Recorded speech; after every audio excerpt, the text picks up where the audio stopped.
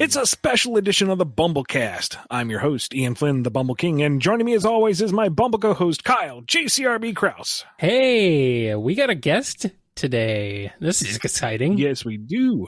At long last, he's been extremely patient with us. Please welcome to the show, Chubasa. Hello, everyone. It's me, Chubasa. I have an ice cube in my mouth right now. I should probably crunch this. Crunchy. Yeah. I have some water nearby because I just know my voice is going to get dry. Yes. Yeah. Well, Be that has to be prepared. quite literally the easiest icebreaker the show's ever featured. It's a great dad joke. Excellent. Don't patronize me, Kyle. Anyway, Chubasa, what brings you to the show? Tell the kind people out there what it is you do and why you are blessing us with your presence. Well, I just listen to the show. My job just entails me, it gives me a lot of time to listen to podcasts. And my friend got me into the Sonic comics, and then I found out you had a podcast, and I just wanted to support the show. Then I could also be on the show. So that's why I'm here. Story of my life. I like it. Yeah. Awesome. A quick summary. Yeah. All right. But I'm mainly here to talk about a little bit about Star Wars, but I'm fine with just like jumping into what other topics come up as we just, talk naturally. Sounds good to me. It's your guest episode, so lead off. Exactly. I could do whatever I want. I spent $100. I can take this boat anywhere. That's right. Yeah. All right. You're in charge. Well, let me start off with another icebreaker. So I'm just stealing this from another YouTube channel called Star Wars Explained. Whenever he has a guest on, this is the question he always leads off with, and that is, who is your favorite D-list Star Wars character? So I would like to ask that to both of you. More like a more obscure character. Like someone that's not the spotlight, like Luke or Obi-Wan or something. Yes. Yeah. Immediately, super easy, Dexter Jetsetter. I mean, yeah. You said set Jester. Wait, what? Do you just mean Dexter Jexter? Dexter Jexter, yes. I think Is that that's how what it's you pronounced? mean. Okay. Yeah. It kind of looks like Jetsetter. I was like, is this an even more obscure character than I'm thinking of? No. It's all nonsense words in Dexter here. But yeah, Jexter, good old yes. Dex. Right, He alone brought more charisma and character to that movie than the rest of the cast combined. I mean, I agree, but he's not there very long. I think it's like a couple minute scenes, and then he's gone. It's the best 2 minutes in the whole movie. Yeah, but he's memorable. Unlike the rest he is of it. memorable. Unlike everything else. I mean, that's not to throw Christopher Lee under the bus. I mean, the man is great, actually, but it's Christopher Lee doing Christopher Lee. It's you know what that's for. Yeah. It is. I don't think Count Dooku has done very well in the movies at all. I like him in other content more. Yeah. But if we're just talking about the movies, Count Dooku is kind of a letdown. Yeah. I like Max Rebo. Max. I guess you would like the musical guy, wouldn't you? I just like him. I mean, he doesn't even do anything. He's just sitting there playing. No. It's not even like a keyboard thing, is it? I don't know. I guess it's a space instrument. It's a red ball jet organ, apparently, is the name of it. Of course it has a name because it's Star Wars. I'm sure there's a functional schematic of it somewhere. I'm sure there is. But yes, Max Rebo, that guy is freaking cool, man. He rules, even though he does nothing. Oh, Max Rebo, he plays jizz music. Funny. Both these characters, there's two interesting facts about both of them I want to say. First off, I think I didn't notice that Dexter had a mustache until like 10 years after the movie. Like I just looked at the top of his lip. I'm like, is that a mustache? Is that hair? Oh, it's weird. Boy. I think it was actually a YouTube comment that like told me that. And Max Rebo, if you want to see something funny, Kyle, yeah, I recommend you look up the Max Rebo mission from Lego Star Wars, where they just give him like the funniest jazz voice ever. They actually have a voice for Max Rebo. Oh, good. Oh, good. He deserves a voice. I don't know what he sounds like, but I kind of imagine him sound like Dr. Okay, no, never mind. Hold on. Never mind. That's a different voice. What voice were you referring to? I don't know. Apparently in Robot Chicken, Max Rebo is voiced by Seth Green, but I think just about everyone's voiced by Seth Green in Robot Chicken, so... I think they actually used the same voice for both of those. Did they? In the Lego game? Yeah, because I think it was the Robot Chicken sketch that actually, gave them the idea for the mission, where he just sounds like a black jazz player. I don't know how else to put it. It's a very surprising voice the first time you hear it. Like I was just laughing the whole time, and the dialogue they give him is very silly. Good. I'm glad. He deserves it. What a hero. But continuing on Star Wars, Ian, you've worked on Star Wars. You've written canonical comics for Star Wars. Do you remember them? Yeah. I mean, on the one hand, it was for Star Wars Adventures, which are generally lighter fare. They're geared for a younger audience. And so it's like, I don't sweat that too much, because how canonical can those be? And on the other hand, it's like, well, no, this is going to be approved by Disney. This is going to be added to the greater lore. I'm actually putting footnotes. I'm generating footnotes for Wikipedia. That's kind of crazy. So I think the best way to put it is I thought Sebulba was dead, but you brought him back. I figured, let's see, what's bottom of the barrel that I can dredge up that probably won't get flagged? Sebulba. Yeah, there we go. Nobody cares about him. All right. Literally, he's done nothing, so it was cool to see him again. I mean, he also has a bit of a presence. He's got a lot of attitude. I like the funky design of him walking on his hands and using his feet as the dexterous part. That's a neat alien design. Yeah. And he's a jerk, so he's disposable antagonist. Yeah. Do you remember any fun facts specifically about working on the comics? Like, was it easy, or like how'd it go?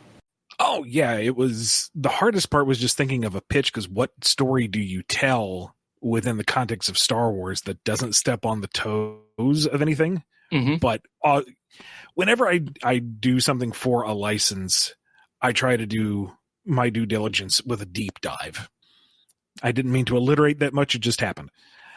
When I did My Little Pony stuff, I watched some episodes. I went into the wiki. I really tried to learn the basics of the lore.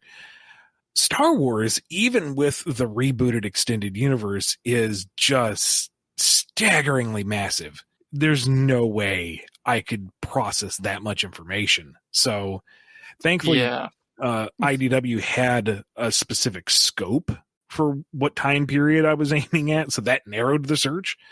Mm-hmm. I was like, okay, what can I do within this range? And I don't remember getting any like serious lore notes on any of it. Like the Poe story, I think I got some guidelines on his wingman, but that was it. Huh. All right. Well, it sounds like a nice and easy process then. I was laughing pretty hard myself because, I did the Poe story where the gag is he delays the space pirates by telling him his life story. They're like, tell us everything. He's like, all right, here you go. He does. It's classic Star Wars. Like, And then the third sequel came out and they added a whole new wrinkle to his backstory. And it's like, well, that's going to change context just a little bit, but whatever. I did not know that. That is cool to know. Yeah, that's what I wanted to say. I bought the Star Wars timeline like official book, and I wanted to look through it for fun, and I couldn't find the Poe Dameron story that you did, but I could find the Lando and Chewie side story you did, the one with Sebulba. Really? So technically that is canon in the timeline. Wow. Okay. You've done it, Ian. You're You a canonical Star Wars writer. You are the Star Wars now. The Star Wars is you. That's cool, and at the same time, it's like, why? It was a fun little story, but I don't think there's anything of like great canonical importance. Okay, maybe Sebulba lives. I guess that's. I think that the biggest thing is probably Sebulba. That's why I led with that. All right. Well, Disney, IDW, anybody, if you want your Sebulba ongoing series, just give me a call. Well, I mean, you see, Ian, this is Star Wars. Literally everything is over-explained and deep dive to the point of just like ad nauseum. It's just, you know that. I know. It doesn't matter. You could have been a very small, little tiny thing, and they'd still make it a big deal. So, which is awesome. Hey, you know what? At least this world has rules and understanding generally. Oh yeah, Star Wars has a lot of rules. Yes. I don't put much stake in those rules, since the original trilogy, says the Force is this mystic entity that binds all things, and you tap into it through discipline and selflessness. And then the prequels say, actually, midichlorians. So, why not both? They can change. It's am always that funny. Guy. Forget midichlorians, man. It's funny. Like I'm thinking of that Mandalorian episode when they pretty much said midichlorians, but they said it without saying it. They called it like the M count. And I was like, they're just scared of that word now because they know it's just going to bring up those fans. Yeah. And you know what? I picked up on that too, and I'm like, you know what? I will accept this. You met me halfway. You didn't say the word, but you're adhering to the canon. So, okay. Yeah. I will curb my nerd rage on your behalf. Midichlorian? Mandalorian? Coincidence? I think so. I think so. Yeah, I think you're just finding two things that sound alike, Kyle. Yeah, you're right. All right. But staying on the topic of Star Wars, Ian, you're working on something Star Wars right now, or it might already be done. I don't know. What is it called? Mud Star Wars or something? It's like a fan audio project.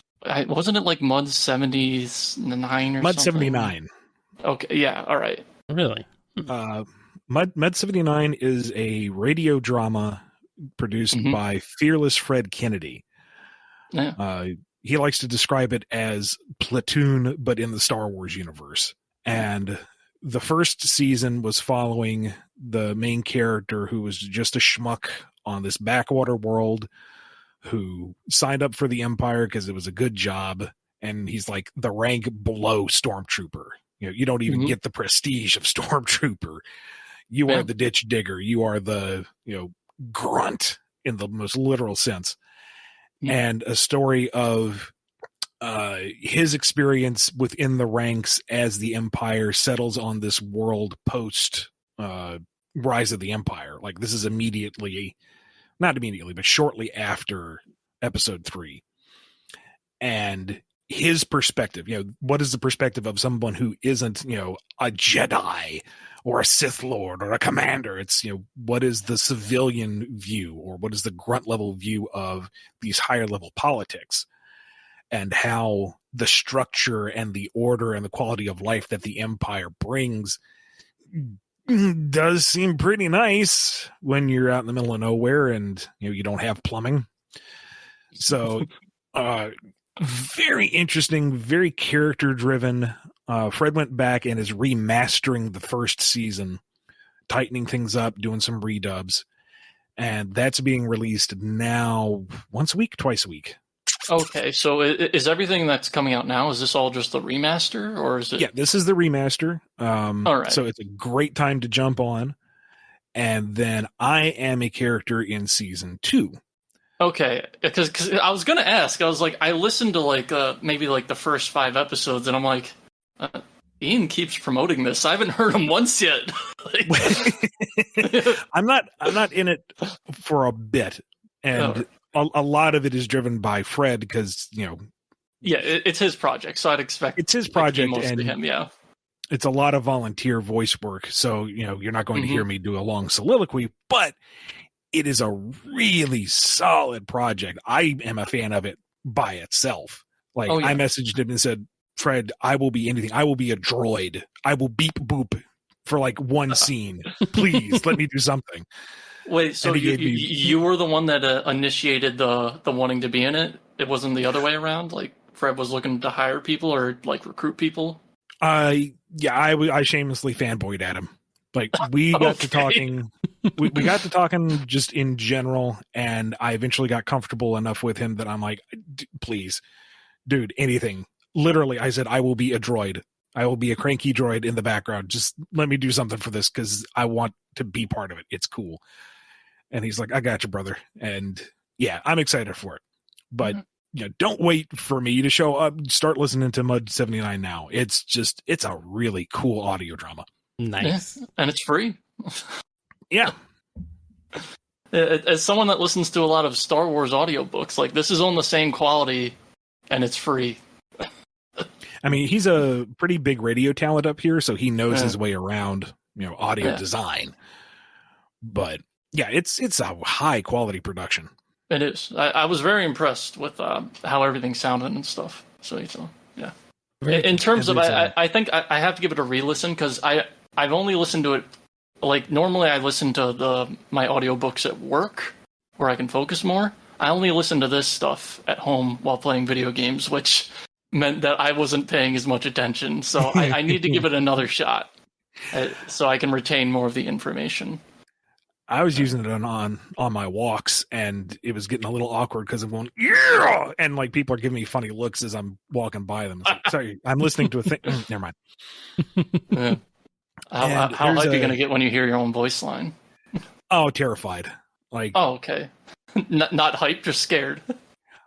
That's the thing about any kind of performer. It's like I'm quite at home on the stage once I'm there. All right. I have to get there first, and I don't want to review it later because, oh God, that's what I sound like.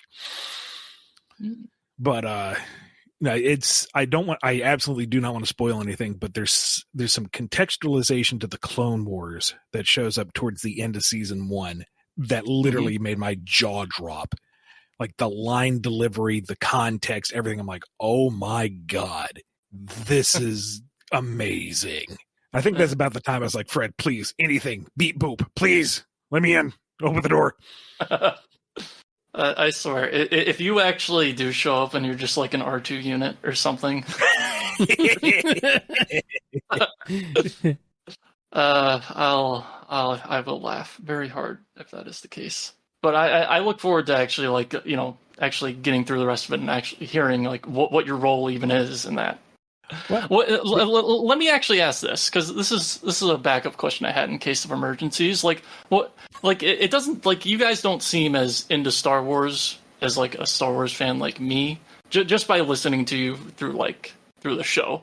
Like what is the last Star Wars thing like you guys have actually like watched or read or played or whatever? I'm kind of curious. I would say I'm a lapsed Star Wars fan. Yeah, same. Yeah.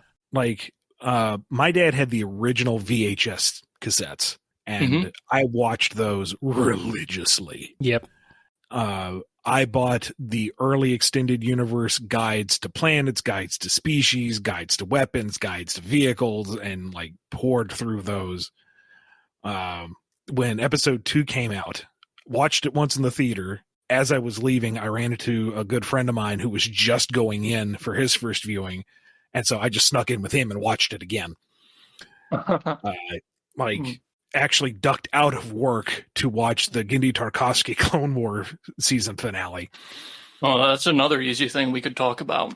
Because I remember I re-listened to 3 of your other episodes because you've done like 3 Star Wars episodes. You did one where you just talked about Star Wars and like The Force Awakening was coming out. So you didn't actually talk about that movie. You just talked about everything else Star Wars, and then like, oh, this movie's come out, it looks cool, I hope it's good. And then you talked about The Last Jedi, and then you talked about The Rise of Skywalker, which is everyone's favorite Star Wars movie. But like, I personally kind of got burned out on it, and I will waste neurons going back saying, okay, this is how the prequel should have been done, and just kind of workshop it to myself until like I'm retreading old ground. This is never going to see the light of day. I need to be productive in different ways. Yeah. And don't even get me started on squander potential on the sequels, and really Empire's the only good movie, and blah blah blah blah blah blah blah. Bitter old man. But I really did enjoy it a lot. I have very fond memories of playing TIE Fighter on my dad's PC with his flight stick. The playing Shadows of the Empire on the N64 was a family affair, and that had the best cheat codes of any video game, bar none. Yeah, oh yeah. Playing Rogue Squadron on the N64, and what was the sequel? Rogue Leader? On the GameCube? Rogue Leader on the GameCube, and then there was a third one? The third one wasn't as good, I felt like, but I will never forget in the dorm room playing Rogue Leader and getting to the Battle of Endor and putting on the targeting scope and watching those TIE fighters just pour out of the Imperial fleet and being legitimately intimidated. It's like, oh my God, I have to fight this. Okay, here we go. Yep. I haven't picked up the third season of Mandalorian, but enjoyed the first two. The third one was Rebel Strike, by the way, for Rogue Squadron. Thank you. Yeah. Thank you, Tempo. I was over at my brother-in-law's place, and we were watching the season finale of season 1 of The Mandalorian, and he cuts his way out with a darksaber, and I am marking out on the couch, it's a darksaber! They're legitimizing the darksaber! And everybody's looking at me like, what the hell are you talking about? Picked up Republic Commando when they re-released it on the Switch. It's like, man, this wasn't that good when it came out, and I'm still going to buy it. That's actually another thing that's on your channel. I guess there's like 4 main Star Wars videos if you include that. Your live stream of Republic Commando. I don't remember playing that live.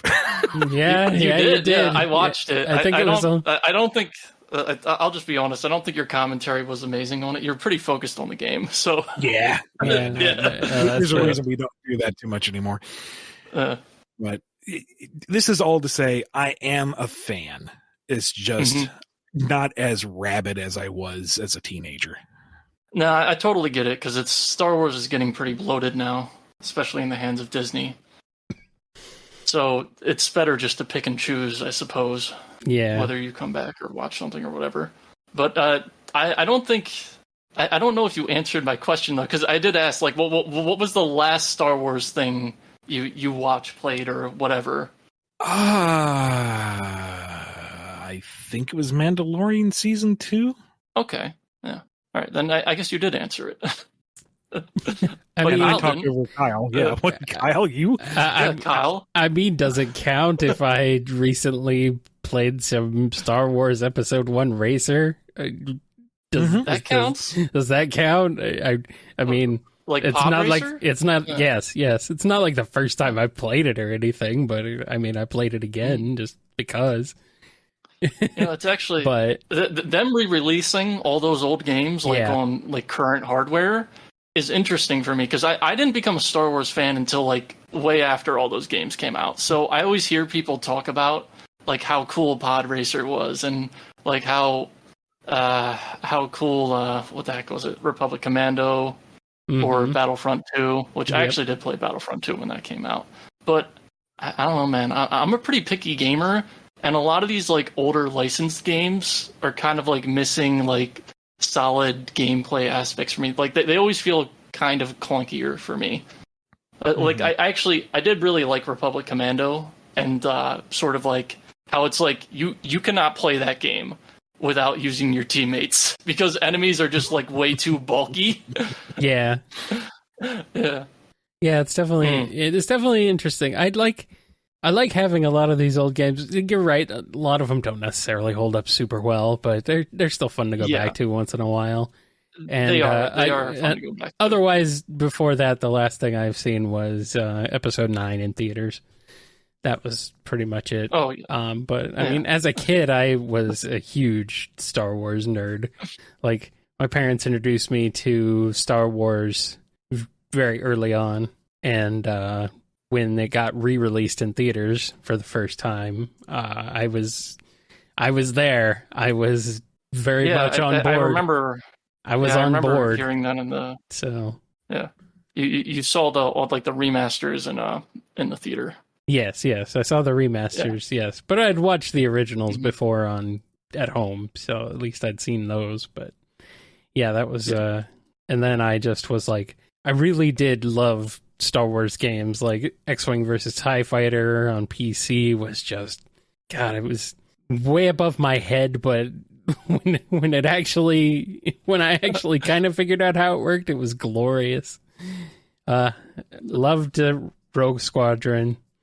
Really had some fun with Shadows of the Empire, and I remember being ultra frustrated at the Super Star Wars games.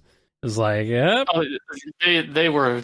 That might as well have been like an arcade game with like how cheap they were. God, it was like, so brutal, so brutal. But the presentation was just, it felt like really good. Like it felt like Star Wars. Just the fact you turned the game on and it actually started out with the music and it had the opening text crawl and everything. It's like, holy crap, how did they pull this off as a video game on a Super Nintendo? It's amazing. It's fantastic. I think my favorite thing about the Super Star Wars games was like Chewbacca can just lariat people. Yes, that is very funny. Very cool. Yeah. Oh man, I remember. I think Empire Strikes Back was the first one I played, and that one, God, the Hoth levels are just brutal, absolutely brutal. Ugh. I have not played them, but I will definitely play them if they re-release them. Yeah. And then I will suffer. You will. They're you will suffer a lot. You suffer a lot. Good luck. Well, I just thought of something else, thinking of Star Wars video games. Like, Ian, you've played the first Knights of the Old Republic, right? Yeah. Yeah, I played a little bit of it. I'd forgotten about that. Yeah. Well, there's a character in it that I thought of this character when I was reading the Sonic comics and Omega first came in to like the IDW run. And I was like, man, this guy kind of reminds me of the droid from Knights of the Old Republic, the one that's what's his name? HK-47. HK-40. I should have known because it's just a pawn off AK-47. Yeah. Yep. Yeah. Now, to be fair, this was first introduced in Sonic Chronicles, which was done by BioWare, and they also did Knights of the Old Republic, and they had Omega drop a few HK-47isms. And I was like, that is inspired and absolutely on brand. So I decided to carry that torch where applicable. All right. Good. I'm glad. I didn't actually think of Sonic Chronicles. I've not played that game since I was maybe when it first came out. I must have been 15 or something. So I'd completely forgotten all the dialogue from that game. And also I think Omega was an optional party member. So yeah, you had to find his parts and put them back together. Yeah. So if you can play as Omega, gimme. I know he's going to be like a DPS monster. Oh yeah, he was very powerful from what I can remember. Maybe not as powerful as Cream. Omega is not optional. Omega is required. So I guess was HK-47 was sort of. Well, not an inspiration. Apparently, BioWare just wrote him that way in Sonic Chronicles, where he was just kind of like a killing machine, and he's just blast, destroy. Does this involve destroying? I mean, Omega's already most of the way there. It's just they had a couple of qualifiers at the start. Observation, blah blah blah. Mm-hmm. I'm pretty sure he called somebody a meatbag at some point, but. It wasn't that much of a bridge to cross. I guess it wasn't. Yeah, but comparing to how he talks in Sonic Heroes to how he talks in the IDW comics, there is a a noticeable difference in personality, where he seems a bit more unhinged in the IDW version. I just have fun with him. What can I say? I guess verbally unhinged. I remember the first thing he did is he tried to shoot Shadow down. He's a little unhinged in Archie too, so he's just kind of an unhinged character.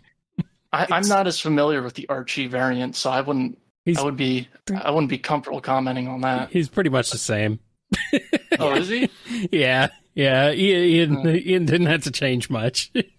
No. I may be wrong. Somebody fact check me, but I'm pretty sure I wrote all of Omega's instances in Archie and pretty much all of him up to Sonic number 32. Yeah. So it's pretty consistently my flavor of Omega, and he's been in so little of the games that you've pretty much there's very little to compare. You've pretty much made really Omega what he is at this point, Ian. I definitely love your version of Omega compared to like just him showing up randomly. Well, I guess he had like a bigger role in 06, but I don't think people really like that game that much. Depends on who you ask. It breaks my heart because in 06, because we were going to, back in the Archie days, we were originally going to do a tie-in story that fell through for whatever reason. And I was given a copy of the script as reference. And I get to the point where Omega confesses that in the future, he's the one who takes Shadow out. Yes. And in my mind, I could hear the line read. That's still very stiff and robotic delivery, but with just this pang of regret to it, that being so restricted in the delivery would make it all the more poignant. And then the actual delivery in the game was flat robotic. And I'm like, no, this could have had so much pathos.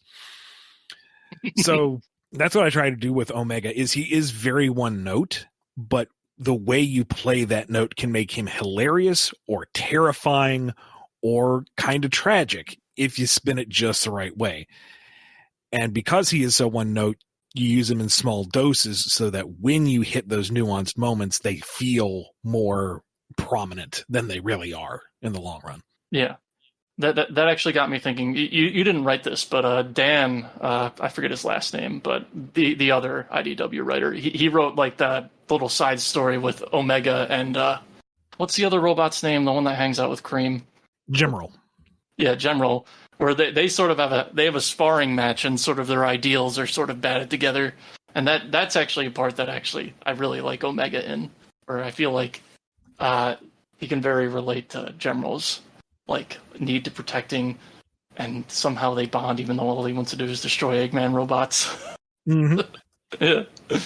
And you're thinking of Daniel Barnes. Daniel Barnes, thank you. Yeah, excellent story. Did the fantastic Scrapnik Island miniseries. Kind of satellite robots. Mm-hmm. Yeah. All right. Well, I'm ready to segue to another topic if you are. Please. All right. Ian, you seem to like cats. And I was wondering, have you heard of something called a cat highway? A cat highway. Now, just me saying that alone, what do you think that is? It sounds terrifying. It does, doesn't it? Is it like a general term for those ramps and shelves you can put up in your place so your cats can run around? That's actually exactly what it is. Hey! Yeah, there you go. Using that noggin. Well, because Ali and I have kind of looked into it a little bit. It's like, should we invest in this? Should we install these things so our cats can run around and climb and be more active? And then it's like, Minna falls over just getting off the couch. I don't want her falling on top of my head in the middle of the night. And oops, we forgot to trim her claws lately. I've been scalped. So they've got a cat tree. They can climb on other stuff. It's fine. You don't have a lot of room anyway, so I don't know exactly where you would even put that. Well, see, we'd have to get rid of all the collectibles and all the books. Yes. And substitute those shelves for the cat. Say goodbye to your shelf space. Yes. Exactly. Cat highway time. Yeah. Yeah, no, We must make sacrifices to our furry overlords. I've always wanted to build something like that, but not for cats. I want it to be like for model railroads and Hot Wheels, something and Hot Wheels non-organic and Hot Wheels track. That's what I want. Hot Wheels track intertwined with scale model railroad stuff. How far would you take something like that, Kyle? Like, would you dig holes through your house to like have like tunnels run from one room to another? If I could afford it, yes. Because I've seen crazy cat highway videos online of just like people have like these like shark mouths that like the cats can crawl through that lead into another room, and the cats like it because it has like little teeth at the tunnel, and they like rub on their backs against it. And it gets hair everywhere, and they have like 10 Roombas in their house just to clean everything. Yes. Oh, man. There's actually a couple of vloggers. I don't know how you define it anymore. There's a couple who, shows their life in Japan, Rachel and June. Mm-hmm. And they recently were able to build their own house to their own specifications and specifically built the cat highways into the structure of their house, so the cats can go upstairs, downstairs, into the kitchen, all around, and it's not like shelving that takes up space on the walls. It's actually built into the nature of the house. And Aaliyah and I are looking at it going, I want that. These are aspirations. These are goals to achieve. Come on, lotto ticket. Daddy needs a cat house. That is pretty cool. Not gonna lie. Not bad. Not bad. If you can do that, that is a good way to go about it. Find a way to make it a Patreon goal. Okay, buy Ian his own custom house, and I will. We need 1 million patrons. Live camera on the cats going through the cat highway? As Ian talks about Sonic? You know what? That might actually work. Maybe. He's going around. Midna and Tenny have GoPros strapped to their head everywhere. Constant streaming. Oh boy. Oh my god, you could just make it a Sonic themed cat highway. That would be kind of cool. Each room's a different zone. Yeah.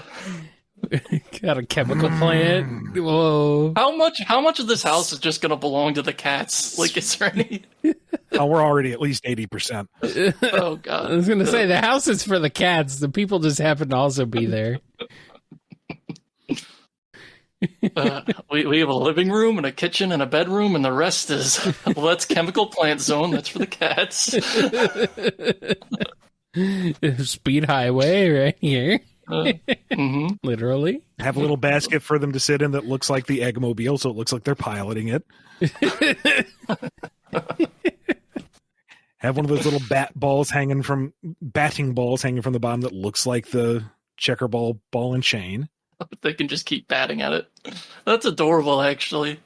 I need to get on the horn with Mike Cisnero and tell him, hey, this is an untapped market. Cat toys that are Sonic themed. Mm-hmm. I mean, you could just give him a Sonic plushie. That's pretty much just like my dog thought my Tangle plush was a toy. He's so used to it. Yeah. I mean, don't worry. I kept it away from him, but still, he can be a little selfish sometimes. He kind of got into the habit of, like, anytime there's like a plastic bag in the house, he thinks it's like a new toy for him, because I think there was just like maybe once a month every time we'd get him a new toy, and like now he just thinks every plastic bag has a toy in it for him. And the one time I pulled out something that looks like a toy, he thought it was his toy. I'm like, nope, this is my collectible Tangle plush. You cannot play with it. The Starline plush. I should ask a Starline Isekai question. Those seem to be popular nowadays. Hey. Ian, if Starline was isekai to Star Wars, what would that be like? What era are we talking about? Old Republic, New Republic, middle ground? Let's put them in let's say he gets teleported right in front of Thrawn in Rebels as he's looking over his TIE Defender schematics.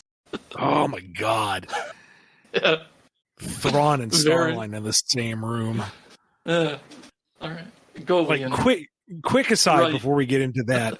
Okay. So I read the original Timothy Zahn trilogy, and yes. Thrawn stole the show for all 3 books. Oh yeah, definitely. I remember. I'm mostly into the new canon, but they've been re-releasing a lot of the older stuff on audiobook format, and I listened. That was like that's like the one trilogy everyone always tells you about is the Thrawn trilogy, and I was like, I'll see how good this is. Let me figure this out, man. Let me see how truthful you guys are being. I'm like, it was amazing. It was. I loved everything about it. Yeah. One of the best old extended universe bits of media. Yeah, and it's really hilarious seeing how very little it actually crosses over with the video game adaptation. But anyway, so when they were talking about bringing him into Rebels, I'm like, yeah, I have expectations. They're not fair, but I have them. Were they meant? And I need to know. Absolutely. Like, okay. the voice, the presence, the fact that he was using artistic elements still. He introduced the TIE Defender, which is bar none my favorite Star Wars ship. Oh my god, dude. It has 3 wings. Slogging through TIE Fighter in the frickin' standard TIE and getting like atomized if you bounce off a piece of dust. Puttering around in the little bomber. Please don't shoot at me. I have no defense. Whipping around with the advance. Oh my god, I can't target anything. I'm going too fast. No. TIE Defender. 6 cannons, double ion cannon, double layer shield, hyperdrive. Them X-Wings are going to be picked out of my teeth because I just tear through them. Yes, the Defender freaking rules, no doubt. Absolutely. And I love the design. Yes. Love the design. It's really very nice. And the Interceptor. I'm a fan of the Interceptor too. Yeah, it's good too. But but it had like a really nice. But the Defender has 3 wings. Yes. I know. Yeah. The Defender's like an Interceptor, but there's 3 wings. Exactly. Yeah. There was a really nice sculpt of one years ago that I didn't have the money for at the time. Like, I'll pick it up later, and it's gone forever. And we're good. Anyway, so they only made 1. Yeah. So Thrawn, super cool. TIE Defender, freaking love it. Starline. This is me projecting, but I feel like he would totally be on board with Thrawn because Thrawn was smart. He was calculating. He had just the tiniest flair for the dramatics, what with the whole fixation on art, but it's used in a practical way. Mm-hmm. And, you have all the resources of the Empire. Instead of churning out these, death box TIE wings, you put it into this elegant killing machine that is the TIE Defender. Starline would sign up. He would completely switch fanboy gears over to Thrawn. Where have you been all my life? Like, put on the uniform, lockstep with him. He would totally be in line with Thrawn. Here's this visionary. Yes, Grand Admiral, where shall we go to next? And he would be super pissed that he got punked by space whales. And then how does he get turned into the plush? Goodness. Maybe he tries to does like a stray space whale just like ram into him? No. He tries to carry on Thrawn's legacy, but he cannot fill those boots. He takes on one fight that's just too much for him, and we move on to the next isekai adventure. But he goes out swinging. All right. I was just imagining Starline like trying to look at artwork and trying to do the same thing Thrawn does, and he's like, "Oh yes, these lines. This means that their society was linear, I guess." It's complex in its simplicity, yet simple in its complexity, and therefore, I don't know what I'm talking about. How did he do this? That really is just like a superpower Thrawn has. Like, especially if you go into the books, it's even like more absurd. Like, I remember there was this other like Grand Admiral that Thrawn, like, this guy was like, "You haven't seen any of my artwork, Thrawn." And he's like, "Yes, but I've listened to your music." And I now know everything and all your tactics because I've listened to you like conduct or something. It was very strange, and I'm just like, Thrawn has a very odd superpower. And the thing is, it kind of falls into the trap that I hate about Star Wars, where one species is just universally this one trait.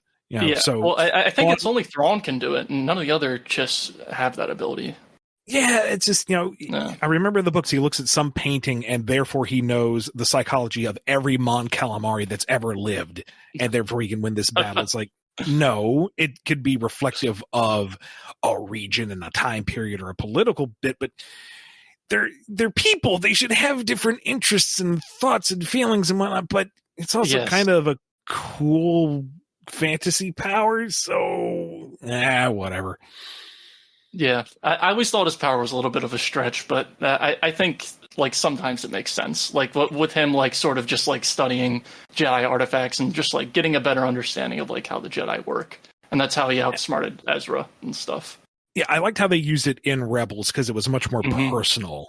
Like he was able to figure it out from that context, and it wasn't like the key to everything. It just brought him a different bit of context that allowed him to plan around this group. And it's like, okay, you dialed it back to something a little more manageable.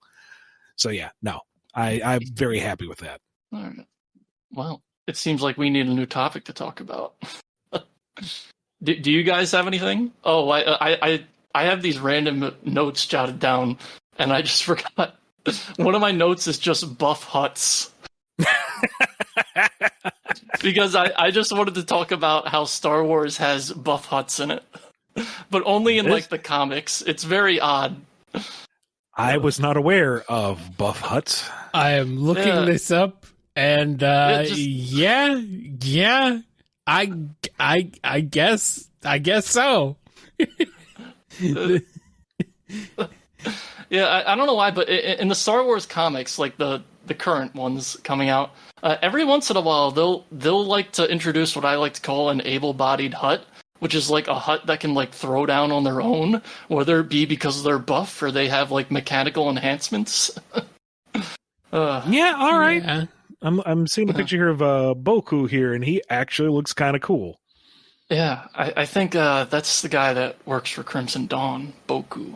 Boku and Gracchus? I don't. As individuals, I would have to look at them to tell the difference. I know the actual buff hut. The actual buff hut is the one that works for Crimson Dawn. All right. Wow, I have never seen this guy before, but that's something, all right.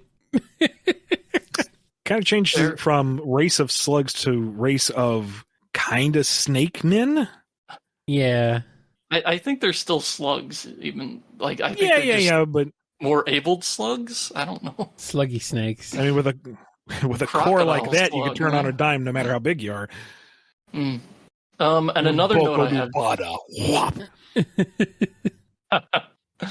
Another random note I have. Some of these notes, I'm just like, how was I supposed to work these in? It's just like, this is like this is it. Like, this is way in the past. Apparently, like in the early books of Star Wars, before even like the Thrawn trilogy, like the Emperor had a 3-eyed son who was like very upset with like finding Vader's glove so he could like rule the rest of the Empire. And he like, so many campy things happened with him where he just immediately falls in love with Leia. And I can't even describe all of this. Like, if you want like campy, insane knowledge of like how weird Star Wars was in the past, look up the 3-eyed son of Emperor Palpatine, and I'll just end this by saying there is something that happens in it where all these Moffs come together to have a meeting after like the Emperor's dead, and this meeting is called the Moffrence. Like that's the level of camp that we're getting in this book. Amazing. Yeah. Oh wow. Okay, so I'm really getting some kind of like Kylo Ren vibes from having this whole glove thing. It makes me think of like him of Kylo Ren having the mask and him thinking that it's like that gives him the power or whatever, you know? It's like, okay. It's very different. Because Kylo Ren, it's more like he just wants to embody like the fear element that Vader had over people. Yeah. This guy literally just wanted Vader's glove because he thought it would give him superpowers or something. It's either that or maybe it's like a Star Wars holiday special vibes where it's like, okay, this is for children. Like literally, this is just for kids. As far as I could tell, like they were literally written for children. They're very insane and funny if you do just like read like brief summaries of them. Well, the Star Wars holiday special is for kids, except for maybe the Wookiee VR part, but that's okay. It was, it was getting a little heated with that grandpa watching that whatever it was, that woman gyrating. I don't even remember what she did. I don't even know what's going on here. I have no idea. Nobody knew what was going on during the Star Wars holiday special. I think I'm getting my sketches mixed up. I think I'm thinking of the cooking show. Yeah, that's the cooking. Yeah, that's the different one. Yeah.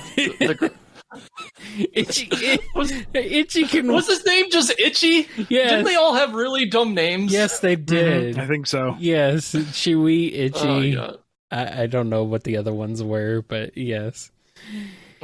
Oh, yes. It's so goofy. So goofy. And yet, still not the worst piece of film Star Wars has ever had. I don't know. That one's really boring. Well, I mean, at least it's boring and not terrible.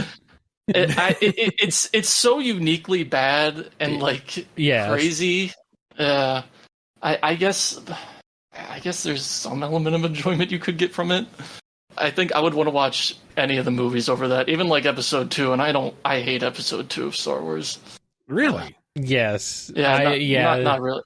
Yeah, I'm with you on that one. Episode 2 I like Episode 1 a little bit more than Episode 2. Yeah. But I mean, at least Episode 1 had a cool lightsaber fight. Episode 2 doesn't. Honestly, on reflection, Episode 1 might be my personal best of that prequel trilogy. Not really? I feel like 3 wins that one by default. But that should anyways. But that could just be because of everything that surrounds it, not it itself. Like, I don't know. I don't know exactly what it is. It's not good, but I don't know. Maybe it's just like so far distance from at least what we thought Star Wars was at the time that it's like, all right, well, this is fine, I guess. Yeah. It's not Star Wars, so. Mm-hmm.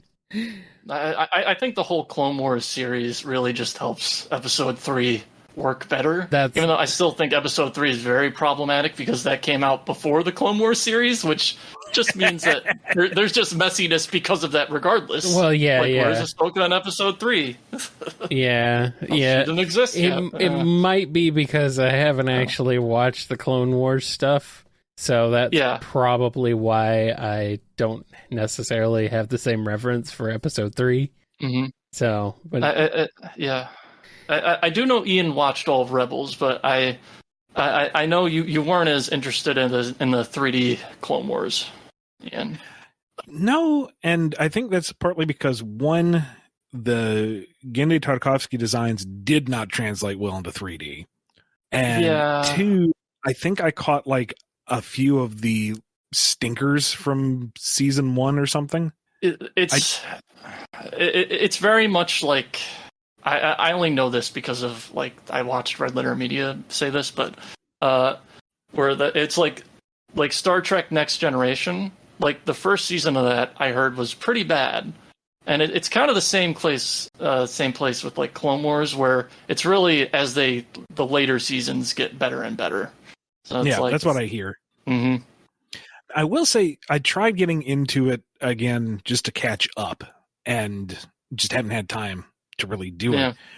But there were a couple moments in season 1 where they actually managed to make the goofy battle droids threatening. Mm-hmm. Like the silliness of them was put into a context that actually made them eerie. I'm like, okay. I think I know specifically what you're talking about, actually. So, credit to that, and they made Jar Jar funny. So, credit to them there too. Well, that's up for debate, but I think Jar Jar has good moments later on in the series. One of the funny things they did is like they gave Jar Jar a girlfriend later on in the series, and she's like a super force sensitive person, and it's tied into a plot with like force sensitive witches, which is very, very interesting. Is it I'm going to get this wrong. The Witches of Dathomir? The Witches of Dathomir. Yeah. I'm just saying it in a broad sense. I could go super nerd and just say the names. Yeah. The Night Sisters. Yeah, that's their other. So the Night Sisters are part of the new extended canon again. Yes, they are. Cool. Nice. Mm-hmm. Yeah. And all the stuff with them is very good in the show. It's like I especially like when they try to assassinate Count Dooku. That's very fun to watch. Okay, now I want to go back. It's like Clone Wars, retroactive stuff.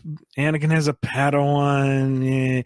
No. Wait, lightsaber wielding force witches riding Rancors trying to assassinate Dooku. Sold. Got me. All right. Where do I start? All right. Don't forget Jar Jar's girlfriend. Don't forget that. Yeah. All right. Fine. I'm taking it on faith just because you said so. I'll trust your judgment on this. I just think it's funny because there's just I found a GIF of them just kissing. I was like, that's the first thing I saw. I was like, I like. There's this meme, that moment when you realize that Jar Jar has a girlfriend and you don't.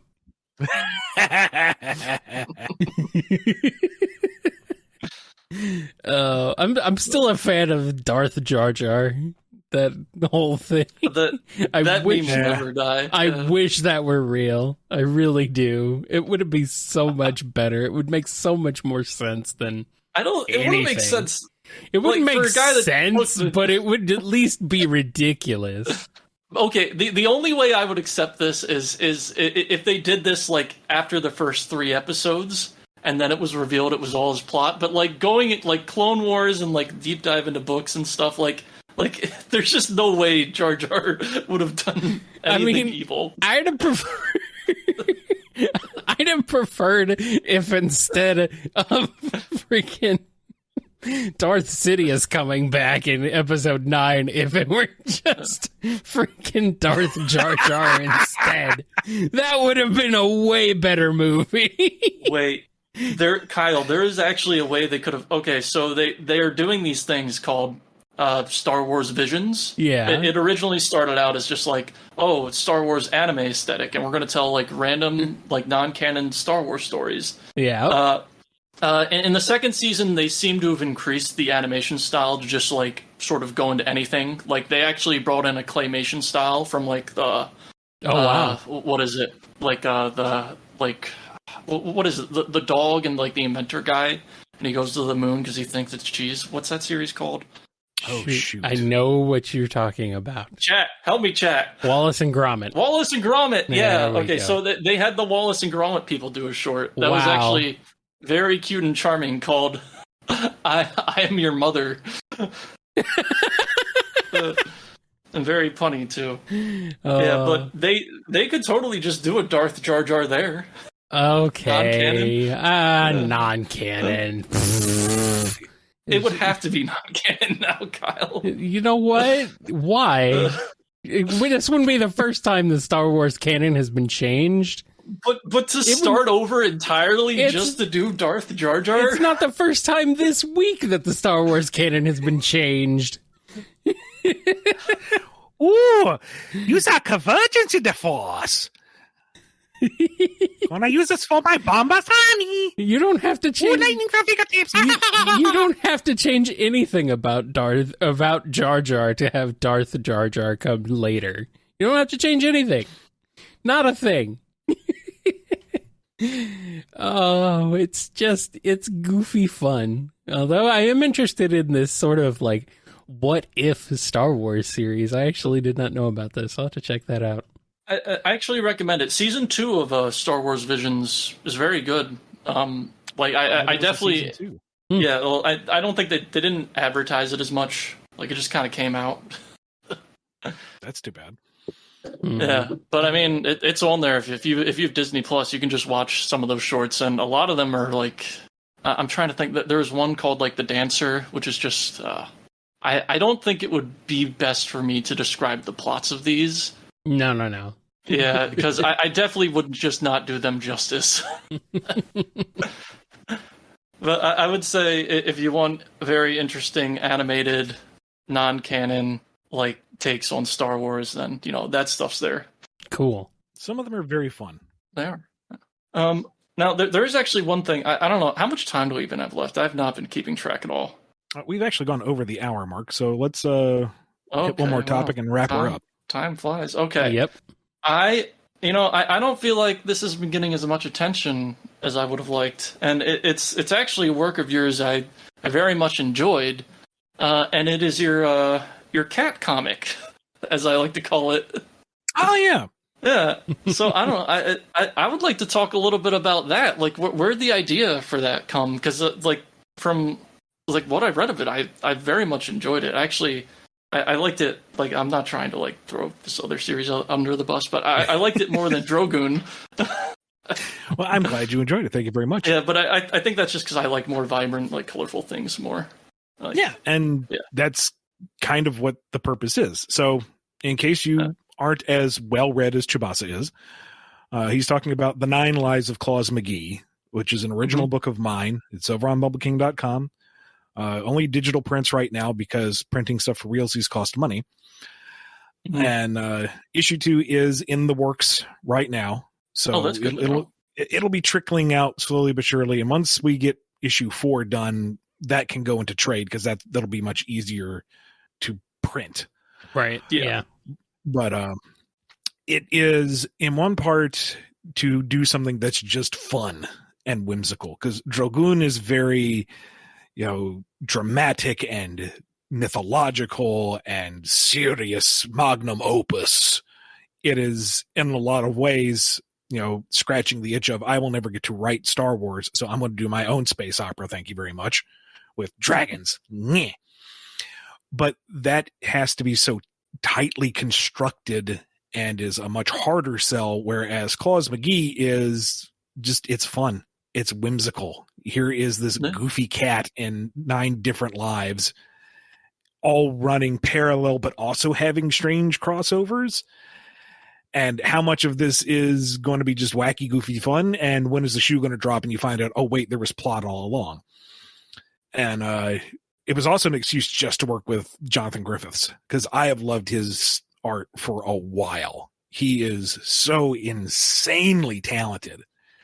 And you should read his comic Beyond the Canopy. Like when you're done listening to this, just go read that. He's been picking away at that for years, and it is equally whimsical and fun and delightful. And in part 2, it was inspired by what is the name of the series? The Legends of Carabin, I think, by the same folks who do Dofu and Wakfu and all that stuff. And it's kind of a similar vibe of high fantasy starring a anthropomorphic cat, and also an exercise of let's not plagiarize something so clearly. Revision. But yeah, it's kind of a relaxing project, something that's aimed at being more comical and fun and lighthearted without being all hung up on multiple years of plotting like so many other things I do. It's like, let's just do something for funsies. I mean, it has an amazing setup. Like, you get the idea of it immediately, like when he starts rotating through all those multiple lives. Mm-hmm. Yeah. And now that we have that groundwork set with the first issue, it'll become fun to explore each of those lives and see what the parallels are between them and how each different facet manifests itself and where it all comes together. What does it ultimately mean? But I'm excited for it. It's just, we're taking it very slowly as schedules and budgets allow. But script 2 is done. John's working on it right now. I actually need to get him feedback on some of the character sketches. There was a much earlier pass with a similar premise but different structure that we kind of threw out and restructured from there. But there was a character from the very get-go that I knew I wanted in, and she has changed, and her placement in the world has changed a fair bit. So it's fun to explore that. But oh man, the Tom and Jerry antics she gets into with Claus is going to be just. I crack myself up, and I know John's going to nail it, so it's going to be hysterical. All right. Well, I look forward to it. Is there I guess there's no release date or anything, but it sounds like you've more work done on it than I thought. Right now, it is plotted out start to finish. Okay. With a very solid, this is going to be the first 4 issues for surezies. These are the stories that will be told. These are the elements that will be introduced. And then with a greater idea of, how are we going to explore the greater mythos and the other lives without it getting too plot heavy. Part of the reason of doing the multiple lives was to tell just kind of fun, self-contained stories with their own little casts that can be woven together later or just fun to explore. So I'm not going to get too deep in the weeds with Adventurer Claus because he doesn't need to. He is the fun, high fantasy D&D setting. Tell a couple of stories that make sense with that crew, and then it's done. Don't turn it into another sweeping epic, you goof. Rein yourself in a bit. I want to know more about the homeless cat. Why is he homeless? What happened to him? Was he always homeless, or did something happen? He is his own worst enemy, but we'll get to that. I'm guessing major gambler. That's my guess. We'll see. All right. Well, that's pretty much everything. I don't want to take up all the show time, so if you guys have other things to do. Yeah. I'm already over the hour. I thought it was just the hour. Well, what can I say? It's been fun. Yeah. But before we wrap up, time has flown. Yeah. Before we wrap up, rolling out the red carpet, is there anything you want to plug? Anything you want to direct people towards?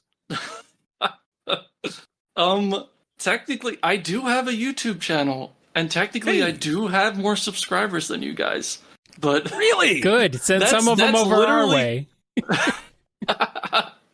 But that was only because I did a Let's Play of Kirby's Return to Dreamland forever ago with 3 of my other friends, and for whatever reason, that really took off. Some of those videos have over 1 million views. Holy cow! I think it was just because at the time, we were the only people that did a 4-player Let's Play of that game. Yeah. Okay. So, yeah. So you can find me on YouTube at the first Chubasa. I'm also on Twitter. Am I just Chubasa or the first Chubasa? I actually don't know. Let me check. Are you actually the first? Okay, the funny story with that. Okay, so I only ever call myself the first Chubasa if Chubasa's already taken. Okay. Because I'm petty. Good. That's literally it. Good. So if you guys ever go to another social media site and someone takes Ian Flynn or Kyle, then you know what to do. Just put the first in front of it. All right. Good. All right. That's it.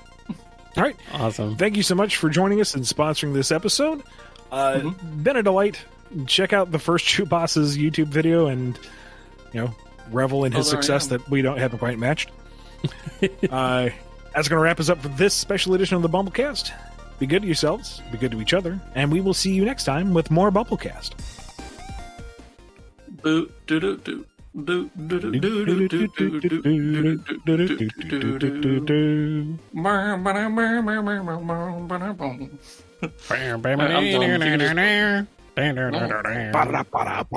You don't even have to play the song, Kyle. You can just play that. I will. Don't worry.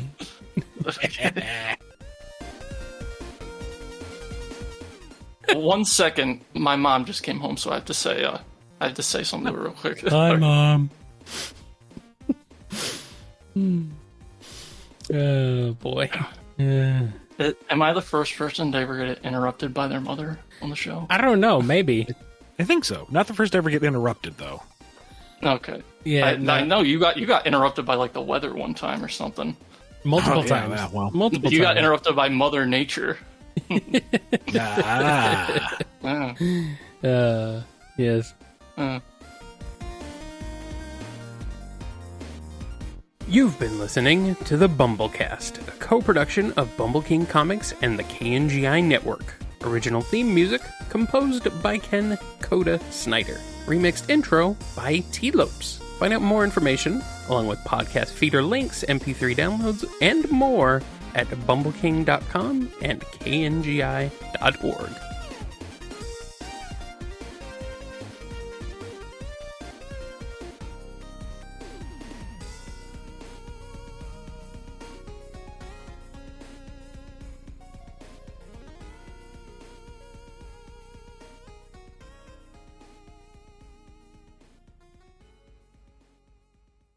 All right, that sounds good to me. It's just that I got to make sure. I know it's mostly family friendly, so I gotta hope my potty mouth doesn't accidentally kick in. Which I'm usually good on that. I don't just. But I feel like as I've gotten older, it's been just more easier to drop the F word every now and then. Just to, absolutely. Yeah. It's like sometimes you're just like, well. Yeah. Exactly. You get it. Uh-huh. I mean, if we get too crass, that's what editing is for, but it'll be fine. Mm-hmm. Yeah, it's all All right. right. I'll try not to make your job too hard, Kyle. Thank you. Sorry, it's hard enough as it is. I can imagine. Just kidding. It's a lot, but I still enjoy doing it, so I'm lucky for that. I think actually that reminds me specifically. I actually do want to talk mainly about Star Wars, but we can jump into other things. But I listened to the actual the Discord recording of an episode, and you talked about Spaceballs, and listening to that. And then listening to the finished product, and I'm like, oh, there was some editing here to get out like all this. It happens a little bit. Yeah. Mm-hmm. I edited a few things here and there. Yeah.